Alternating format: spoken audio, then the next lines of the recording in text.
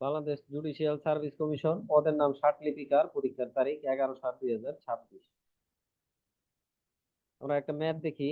প্রথম অঙ্কটা, এটা হচ্ছে সুফিয়ার কাছে 24,075 টাকা আছে, নিজের জন্য 675 টাকা রেখে অবশিষ্ট টাকা স্বামী, মা, কন্যাদ্বয়ের মাঝে সে বন্টন করে দিল। কি অনুপাতে? 1/4, 1/6, 2/3 অনুপাতে ভাগ করে দিল। তাহলে প্রত্যেক কন্যা কত পেল? তাহলে আমরা শুরু থেকে যাই। কাছে এত টাকা আছে, এত টাকা রেখে বাকি টাকা দিছে, তাহলে অবশিষ্ট টাকা কত?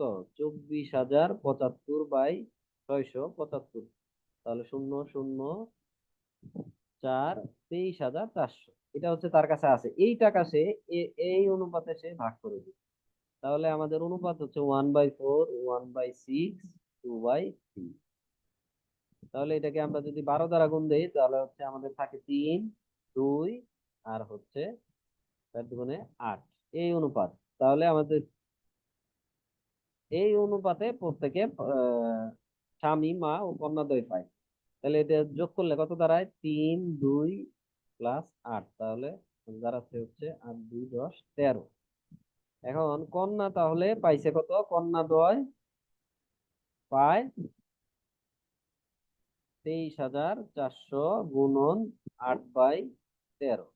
এই, তাহলে এটাকে আমরা যদি ভাগ দিই তাহলে কত আসে আমাদের? এই টোটালটা করলে 13 দিয়ে যদি এটাকে করি, এই ক্যালকুলেশন করলে আমরা পাই হচ্ছে 14,400 টাকা।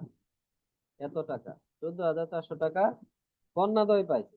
জাস্ট এখন প্রত্যেকে চাইছে আমাদের, আমরা 2 দ্বারা ভাগ দিব। প্রত্যেকে পায়